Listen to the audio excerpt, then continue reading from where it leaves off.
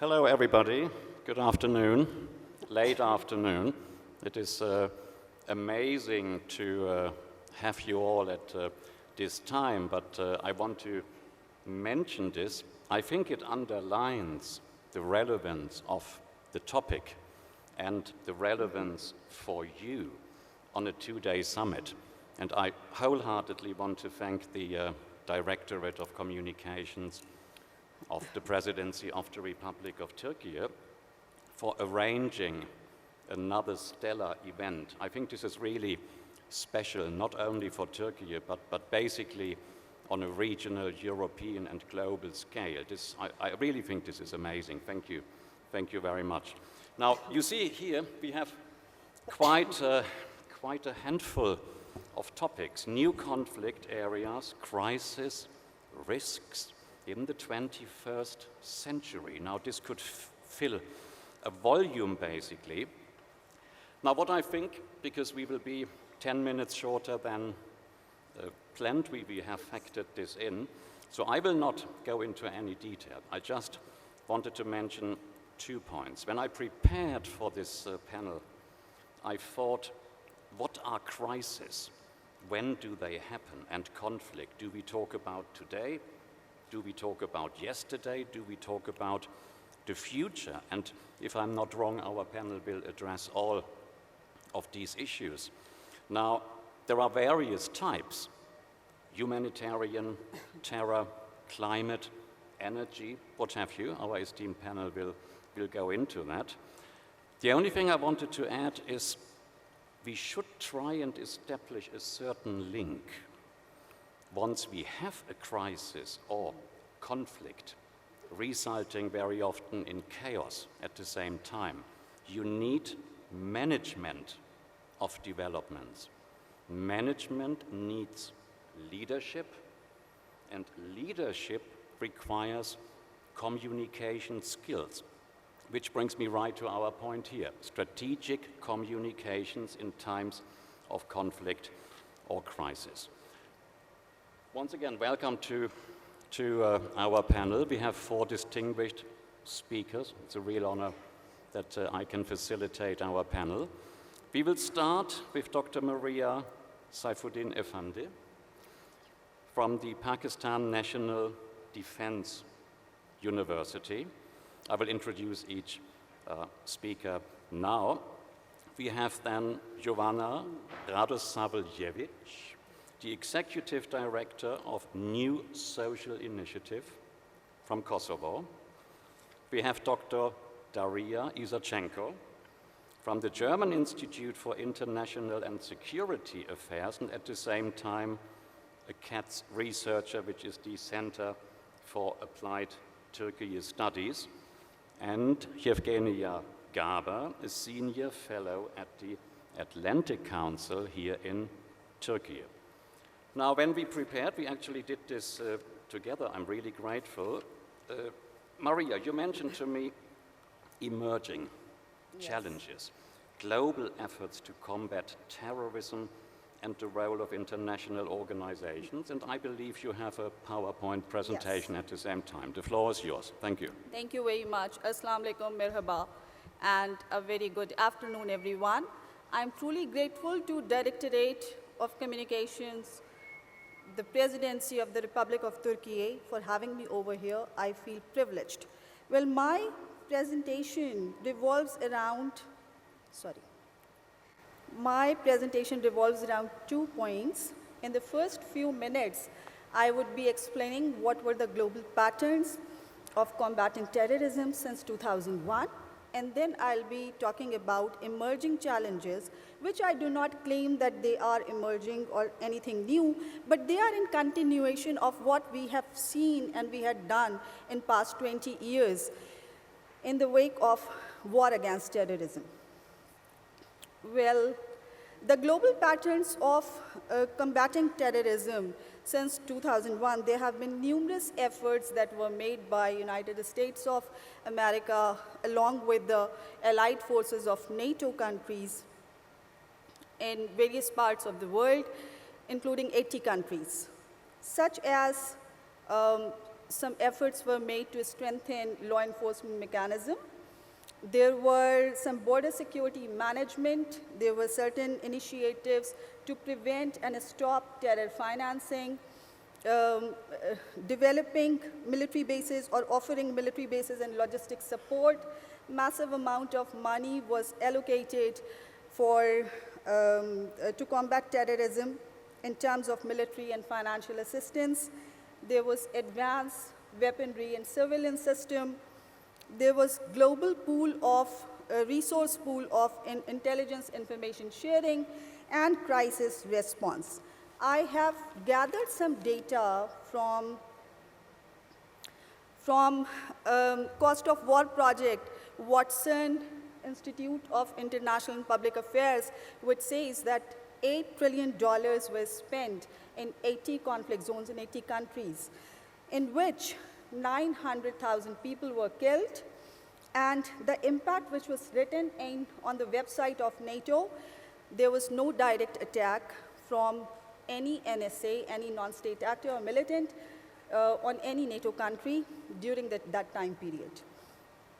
But there was some growth, increase of non-state actors, militant groups, splinter groups. There were about 38 million refugees in 8 countries, including Pakistan, Afghanistan, Syria, Iraq, Libya, and Philippines and Somalia. In Afghanistan-Pakistan region alone, $2.3 trillion were spent, out of which $300 billion per day was spent in Afghanistan just to lose the war on 15th August 2021 at the hands of Taliban. It is said that around 243,000 people were killed in that region. Civilians from Afghanistan side, there were around 70,000 people. In Pakistan alone, the total Pakistanis who were killed, that is, the number is more than 66,000. Now, what was the impact? After 20 years of war, 2 decades, lot of destruction, devastation, around 4 million internally displaced people in Afghanistan, and out of which some 3.7 million Afghan refugees were in Pakistan. And we have just sent 1.7 million Afghans back to Afghanistan. 92% of Afghan population are facing food insecurity, and there is a significant rise in terror attacks since 2021. It is said that 60%, there's a 60% increase. Okay. In Iraq and Syria war zone, around $2.1 trillion was spent. Around 200,000 people, in between 200,000 to 400,000 people were killed. Excuse me. There's a constant instability in Middle East, persistent groups and splinter groups as well. Now I would move towards emerging challenges. Excuse me. I identified 6 challenges. Number 1 is changing dynamics of war and conflict. So I have taken 2 case studies. Number 1 is Israel-Hamas. I see certain changes in patterns of war and conflict since 7th October 2023. And then, thank you very much. I have a very scratchy throat. Thank you. In India, we have illegally occupied territory that is called as Kashmir. And though both these conflicts are 75 years old, for Israel-Palestine issue, I consider it right from the very beginning, from 1917 Balfour Declaration. But in case of Kashmir, I start from 1947. Now, I would like to explain, I would like to explain how the recent wave of conflict in Israel-Hamas war can be referred as genocide. So UN Genocide Convention 1948 gives a very clear definition in which it is written that genocide means any of the following acts committed with intention to destroy in whole or in partially a national, ethnical, racial, or religious group under these 5 conditions. Number 1 is killing the members of the group. Number 2 is causing serious bodily or mental harm so they would not grow up to the full potential when they grow up. Number 3, deliberately inflicting on the group conditions of life calculated to bring about its physical destruction in whole or in part. Number 4, imposing measures intended to prevent births within the group. And number 5, forcibly transferring children of the group to another group. Except the last 2, the first 3 conditions are applicable and are actually, they fulfill the criteria when we take the recent wave of conflict in Palestine issue. There are, if we take the first 3 conditions, there are around 1,200 people killed in Israel. More than 15,000 people were killed in Gaza, including more than 6,000 children, and 229 killed in occupied West Bank. How many people are injured? So in Israel, 5,600. In Palestine, those who were left to live with disability or with life in shambles, there are 36,000 people. 75% of them are children. And in occupied West Bank, 2,750 people. Now, this is in continuation of what I have said before. To me, it's less about Israel-Hamas and more about Israel versus Palestinian people, especially children. Nobody on earth would kill a child. To me, children do not belong to any territory, do not belong to any religion or racial group. Children can be referred as universal flowers. No matter they belong to Palestine, Israel, Kashmir, Ukraine, Russia, anywhere, they deserve to live. They deserve to have a life of their own where they have all the positivity, progress, and success, and health. Now, I would take India as a case study. So the conflict started in 1947.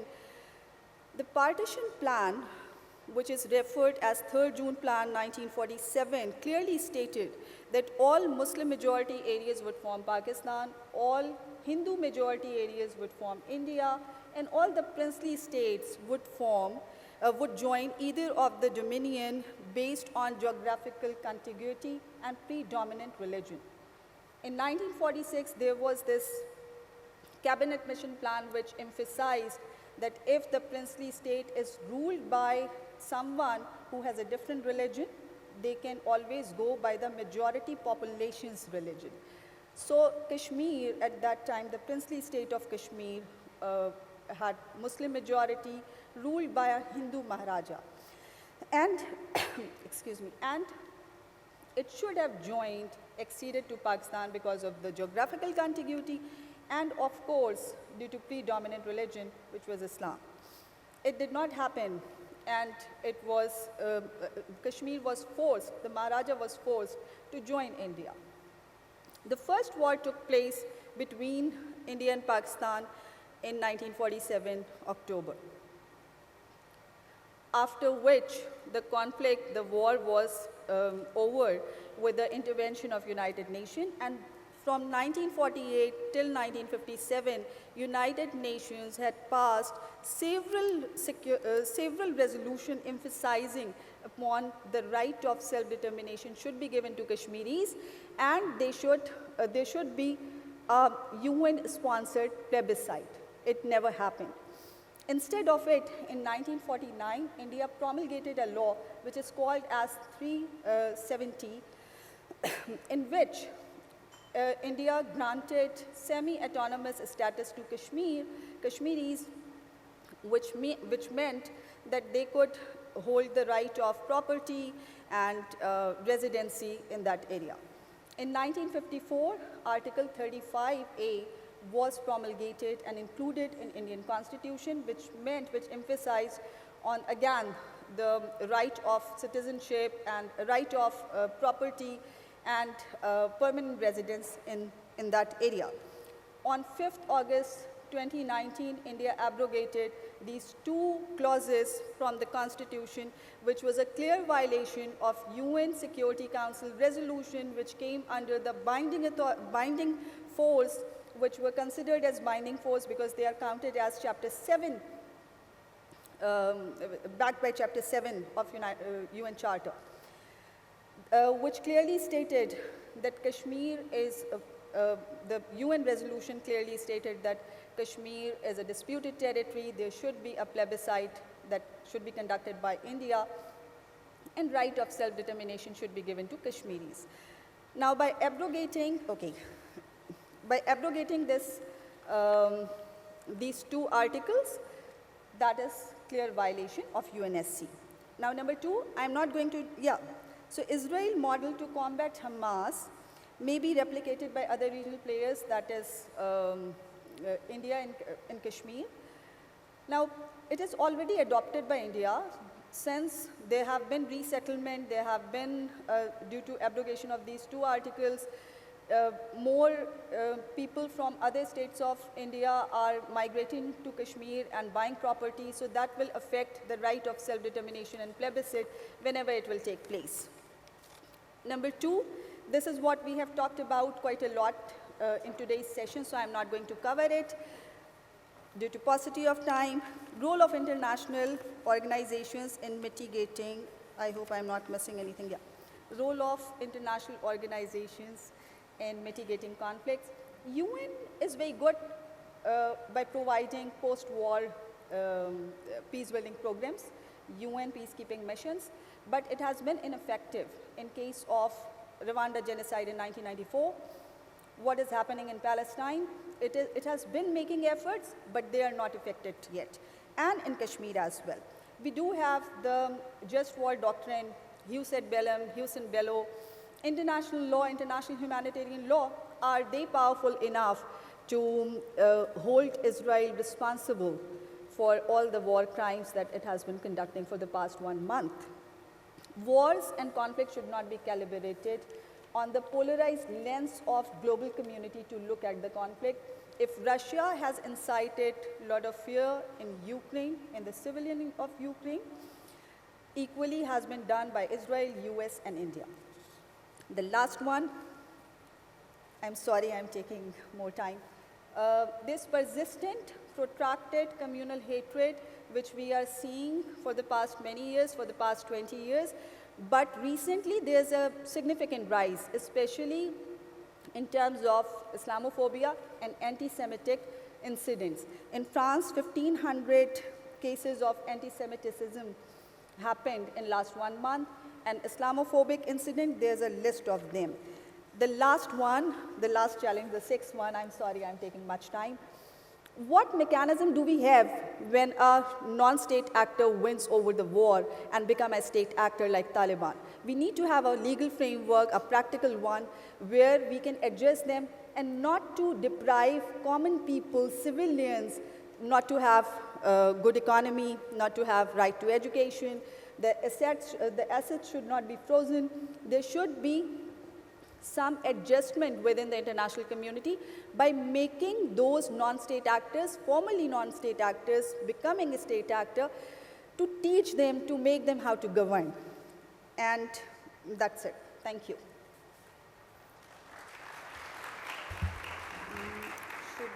Thank you very much, Maria. I think this was an amazing presentation, including all the slides. Thank you very much. I don't want to go into details, but just always picking on one point. What struck me in the beginning was you mentioned the financing of terror. And I think this is a topic we could set up an entire different sentencing without financing and money laundering and whatever trafficking you have. Terror would have it much, much harder. As I've said, I don't want to go into details, and Turkey is a specific situation now, but the financing and stopping the financing of terrorism is a key to stopping terror. I really not love, but enjoyed that point. Thank you very much, Maria. Joanna, now you mentioned to me experience in working in the world of NGOs, civil society, and I'm so glad that we have you on this panel because it is a fantastic dimension. We have state actors, we have political actors, you have the public, and all of a sudden you have civil society, which is often overlooked and sidelined. And at the same time, you mentioned, of course, Kosovo, Serbia, and you want to talk about the securitizing of the whole issue, if I understood you correctly. The floor is yours. Thank you. Well, thank you so much for the introduction. It is really an honor to be here. And especially coming from civil society, it's quite a unique role to be in, and kind of to give a different, or just another outlook on the global challenges that we are facing. In my personal case, I am from north of Kosovo. I come from Kosovo Serb community, and I have been in the midst of the crisis that has been developing and growing in the past now 2.5 years. And so I'm going to try to, through that example from where I'm from and where I work in civil society, in trying to build bridges between the communities and trying to raise awareness about the non-majority communities' concerns, which are often neglected, to kind of give or provide some lessons that I personally pulled out, but maybe can be useful for the other parts of the globe. But what we have been seeing currently with Kosovo-Serbia dialogue is that we are in a serious deadlock. And even though there has been a decade of progress and made with the signing of the Brussels Agreement in 2013, and it really felt that the two sides were ready to move forward and find ways to live, if not together, but next to each other. And then over time, with the increasing frustration of both Kosovo and Serbia with their EU path, and then just the lack of a clear picture of the date when they would be joining the EU, or in the case of Kosovo, also NATO, and with the changes of leadership as well in Kosovo, we have witnessed quite the opposite trend from before. So in the current circumstances, we have two very strong leaders in both Belgrade and Pristina who are here to stay. And they are not looking into reaching a deal. Maybe they are actually looking into reaching a deal for the sake of appearing that they are constructive, but they are not interested in the implementation of the agreed. And this is the key point. And they're very much taking advantage of the current global circumstances of what is happening in Ukraine and what is happening in Gaza, and the fact that we have a number of very important upcoming elections in the EU, in the UK, in the US, they can just, and in Serbia as well this December, they can further delay any sort of commitment to the implementation what has been agreed in the previous years and in the spring. So one first lesson that I would take out is really it takes two to tango. If we really want to see a deal made between two conflicting sides, there needs to be the will between the two sides to reach the deal. If there is no will, there is no way to make them do so. Maybe there will be incentives like the EU integration path or any sort of other incentives, but in this specific case, this is not visible, therefore they're not really cooperative. And of course, it is always so much easier to rule with fear than to rule with hope. It just makes so much sense. It just requires so much less energy than trying to convince the community and your constituency of the kind of the hopeful, better future that you can bring them.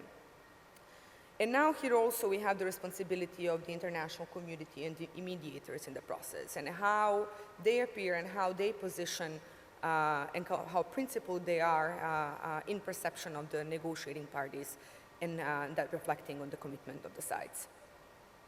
The other kind of lesson that I could take out from the Kosovo-Serbia dialogue is that quick solutions are not necessarily good solutions.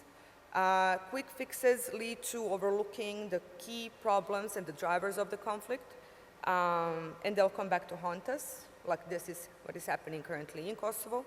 The Brussels Agreement from 2013 seemed like a very, it was a breakthrough moment. It was a historical moment. I felt it as a very positive step, even though I was personally skeptical of it.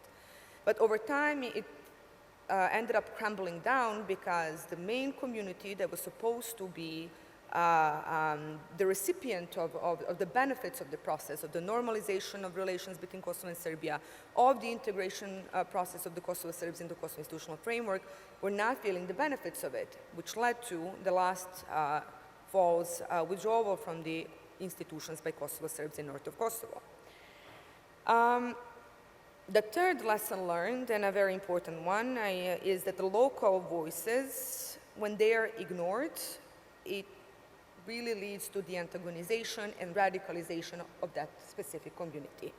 If the local voices are not being listened to and they're pushed back and often labeled as being either manipulated by other larger interest groups, this leads to a consequent radicalization of this specific community. They feel left behind, they feel voiceless, and also such behavior and such animosity leads to also, so to say, reciprocal radicalization of different actors of how we end up behaving with each other. In this specific case, this reciprocity is happening at the level of Kosovo institutions and Kosovo Serbs. And this is where the civil society actually became important. With that moment where I mentioned of Kosovo Serbs withdrawing from the institutions, they withdrew on all levels, from the political level to the police officers, judiciary, basically all of the institutions that in the past decade Kosovo Serbs integrated in, which left the community in an institutional but also political vacuum, a leadership vacuum. We did not have a voice within the community. This is where the civil society stepped in. And I think that we really played an important role in the process because we were able, over time, to really raise awareness about the concerns and the drivers of the community's behaviors. And as I said before, the other lesson is that the unresolved conflict come back to haunt us. This is what really is happening currently in the case of Kosovo and Serbia. And it's really all tied together when you think of it, that in 2023, 15 years after Kosovo proclaimed independence, 10 years after there was a Brussels Agreement signed, you would expect that we would be in a completely different reality, that we would progress, but actually we ended up regressing, basically leaving us in an environment of the state of relations that is at the level of 1999. And finally, the whole securitization process that is happening in the case of Kosovo and Serbia, but also elsewhere, with the use of information manipulation is a very effective tool in pushing the political agenda of certain actors. I would conclude with this, and hopefully I'll have a chance to speak a bit more, but thank you so much again. Thank you very much, Giovanna. Again, we will come back. Yes, of course.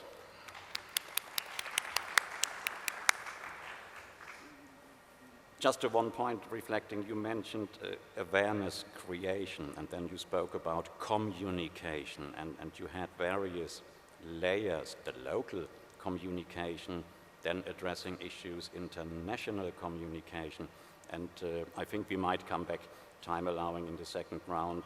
What about intra-community communication to build the bridges and eventually create peace? Thank you very much. Now, if I may continue, Daria, German Institute we mentioned before, International and Security Affairs. Now, you mentioned to me you want to consider global power balances, and then very interesting, the rule of law, the international legal dimension. Do we have a rules-based order? I think that is very, very interesting, exactly like our two distinguished speakers. The floor is yours. Thank you. Very much. Thank you very much for this kind invitation, also to be part of this event. I would like actually to talk about all those things, and especially about the point that has been raised yesterday morning. And as the Minister Fidan aptly pointed out, one of the major problems nowadays is the simultaneous coexistence of old and new threats. And this is what makes the current situation all the more serious, complicated, and problematic to deal with. So I would like actually to focus on this part of what are the old threats still there and what can we learn from them. Before I do, I would like to share 3 observations about the current situation in the world. First, perhaps the most frequently word that we hear nowadays is uncertainty. And in fact, the very first panel organized during this conference yesterday was titled "The Age of Uncertainty." So uncertainty is there, keep this idea in mind, I'll come back to that. The second observation is that there is now an increasing attention paid to a certain kind of, to a certain number of states. These are Brazil, India, Indonesia, Saudi Arabia, South Africa, and Turkey. They are now called global swing states, whereas a year and a half ago, to some of them, there was a frequent reference as fence-sitters, because they were not willing to follow this binary logic of you are either with us or against us. So this discursive shift from fence-sitters to global swing states tells us that the weight of these states internationally has now been recognized, and that their role actually will be decisive in how the future world order is likely to look like. Now, the third observation is that there is now also an increasing debate about the rules-based order, or rather rules-based liberal order. Now, behind the idea of this kind of order is actually a geopolitical argument. It is not about international law, and the question at stake here in this debate on the rules-based order is who is able to impose political and military will, and whether it is internationally accepted. Now, if we take all these 3 observations together, the age of uncertainty, the decisive role of global swing states, and the debate about the rules-based order, we are likely to come to a conclusion that the current uncertainty has to do with the fluctuating balance of power.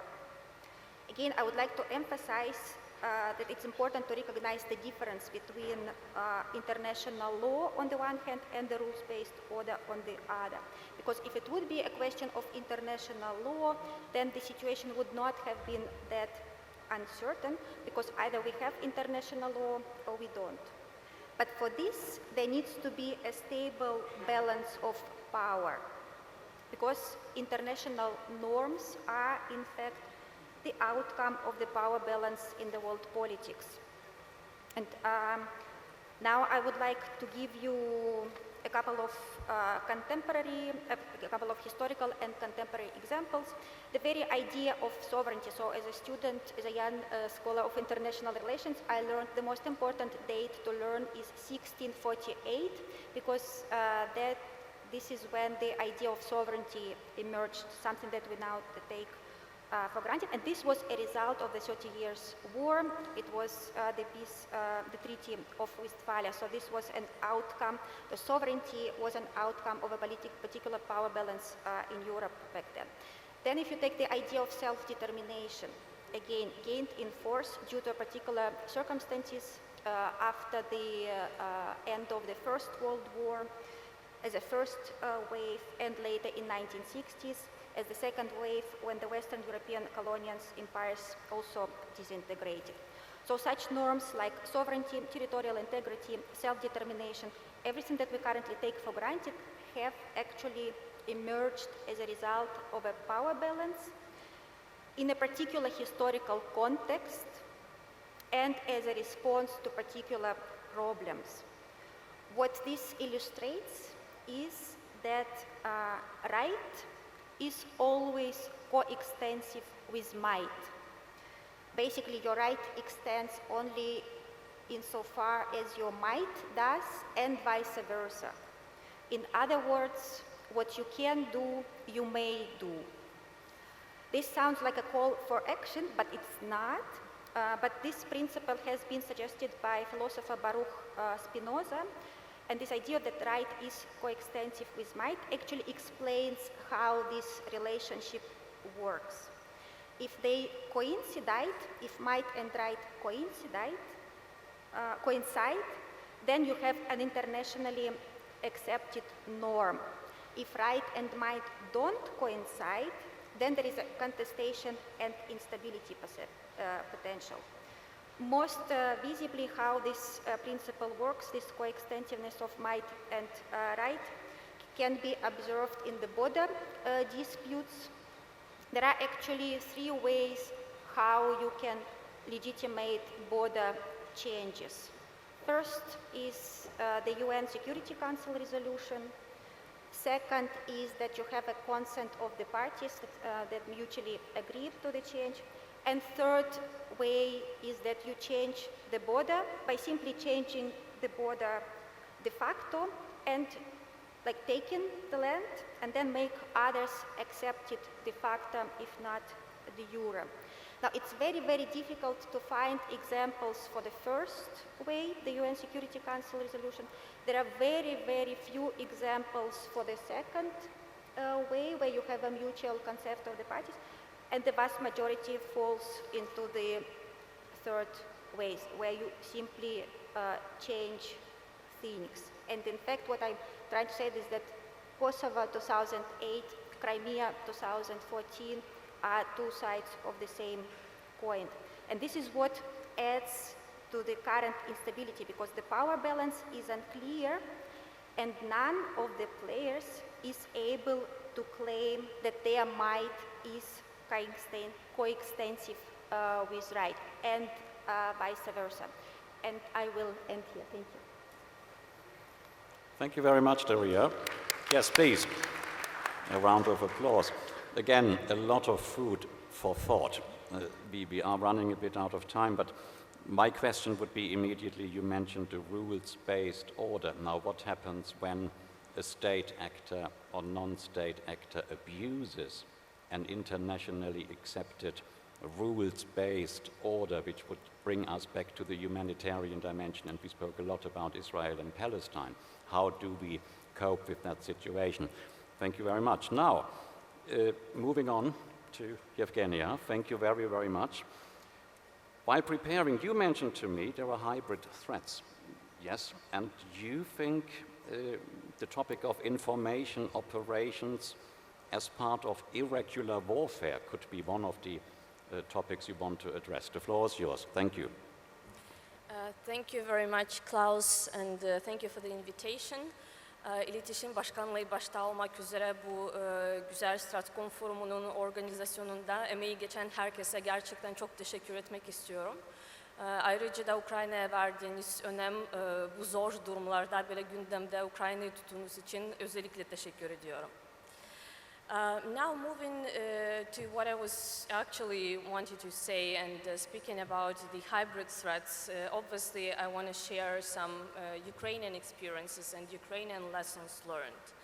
Because I think that in the modern time, the very word hybrid and hybrid threats came to our vocabulary and daily life, mainly with the Russian hybrid warfare, which started first in Georgia in 2008, and then in Ukraine in 2014, but I would say even earlier.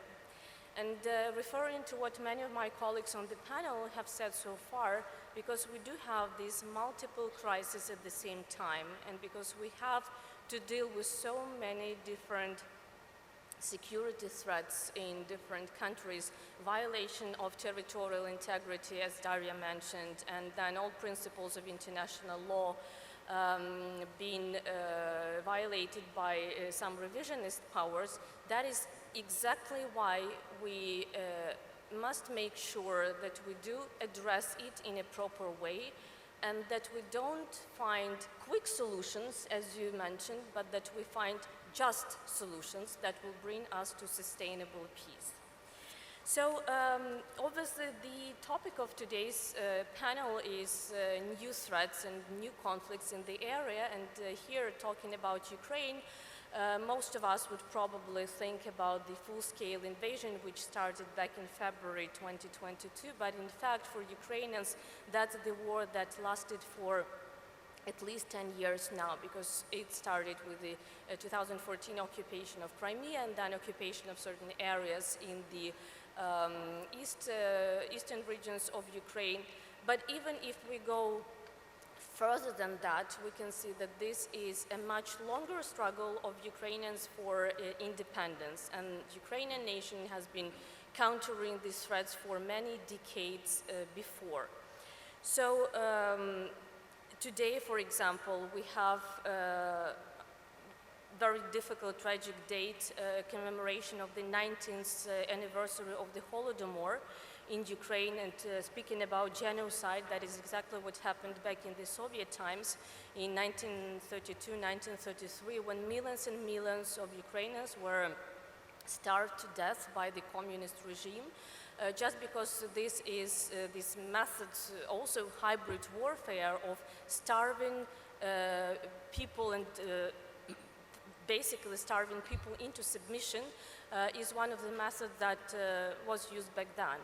And if you look at what happens now, for example, with the disruption of supply chains and with the major food security crisis that unfortunately we have now because of the blockade of the Ukrainian seaports, and also because of the disruption of these chains by the floating mines that we have in the Black Sea. This is in a way the same tactic that Russia is using now in Ukraine, that the same basic toolkit of stealing grain from the occupied territories, leaving those people without any means for existence, and then stealing this grain, selling it, and using this money from the grain which was cropped in Ukraine for financing the military machine of the Russian Federation. And this is exactly what happened in 1932, 1933, when the same money from the grain and bread which was collected from the people's houses was used for the so-called industrialization and buying equipment. So I do agree with Daria here that when we have this old crisis and old techniques combined with the new ones, this is particularly where it gets really difficult to deal with them. And then I think Vasilisa mentioned today in her brilliant presentation, actually it was part of the film, part of the video that we saw, many think that wars start with explosions, wars start with silence. And I would argue that wars do not start with silence. Wars start with major disinformation and propaganda campaigns to set the stage for full-scale wars. So that's why it's extremely important to be aware of these hybrid threats, which we might take really very lightly and softly, not paying attention to them. And speaking from Ukrainian experience, I can tell you that before we were attacked by Russian army on the ground, we were attacked by Russian armies of bots and trolls online.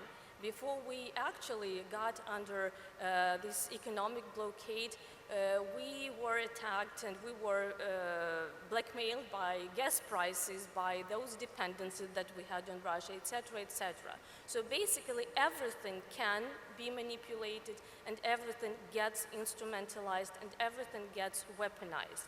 If you look at propaganda campaigns and media, of course, this is the major part, and what Klaus asked me to talk about, information campaigns. this is not as pure as just blaming someone for taking the first step to start an attack, for example. This is very often about rewriting history, for example. And if you look at the history of Turkish-Ukrainian relations, and how Russian textbooks, and very often Ukrainian textbooks, by the way, because they were written in the Soviet times, presented Ukraine is a new country, 1991, quite unstable, so it's all about this great power competition, etc. Whereas in fact, Ukraine had first contacts with the Ottoman Empire in the 17th century, and we have those traces. And now, for example, we don't even talk about the 25th or 30th century of 30th year of bilateral relations, officially counting from 1992, when we had this major treaty between Turkey and Ukraine. But we're talking about restoration of these relations, because back in 1918 we had major diplomatic ties with the then Ottoman Empire and basically Turkey. So even in such small things, when you try to rewrite history, when you try to revise major narratives, and when you try with reflexive control operations to make people react on something and not reflect, as we heard from the previous panel, that is where the problem starts. Because it's all very effective, it's all very difficult because it's not tangible, so it's difficult to be aware of these threats. But then you know these four major elements of any reflexive control operation, which is dismiss, so reject obvious facts, and then distort the reality, distort facts, and then distract attention. And this is where all these multiple crises help distract attention from one point to another, from one country to another, and of course dismay, so intimidate people.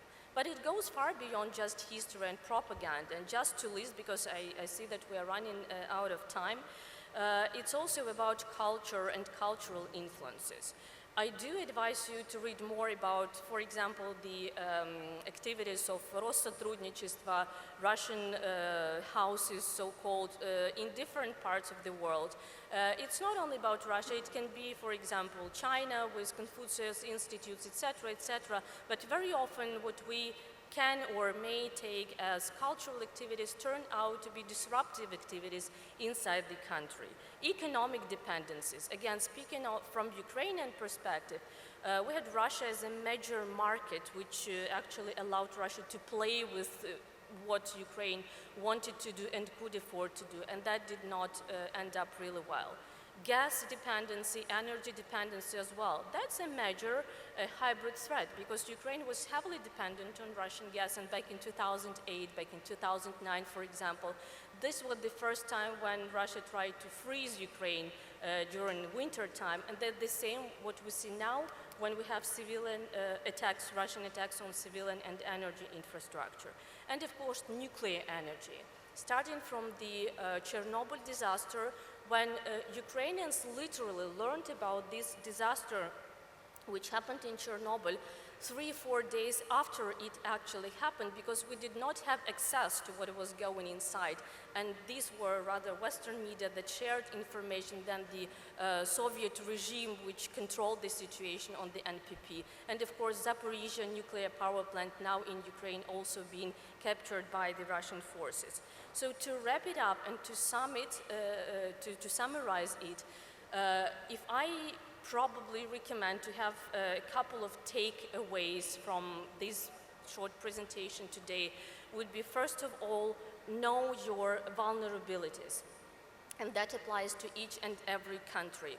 Know where your weaknesses are, and then work hard to do something with them, because this is what will be exploited by any external actor that might be your adversary at some point. Everything gets weaponized. Grain, refugees, humanitarian assistance, media. This is unfortunately the era we are living on.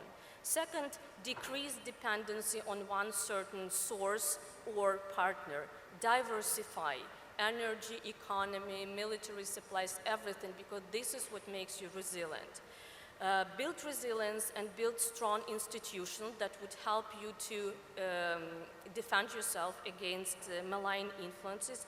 And of course, don't take any soft power issues and any hybrid threats softly or lightly, because this is unfortunately very often just to set the stage for a much hard power and much more tragic events and much more kinetic and military actions in the world of uncertainty that we are living in today. Thank you.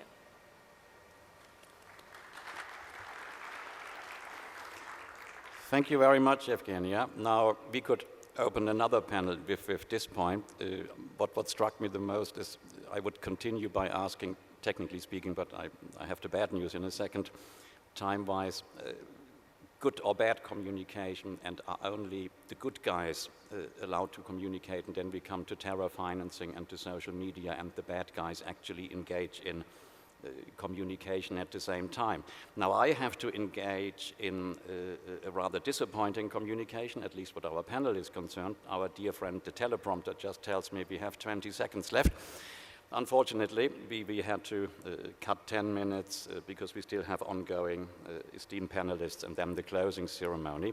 I would like to thank you. It was a fantastic panel, and maybe we can have another round of applause to our 4 panelists. Thank you. And the panel is closed. Thanks.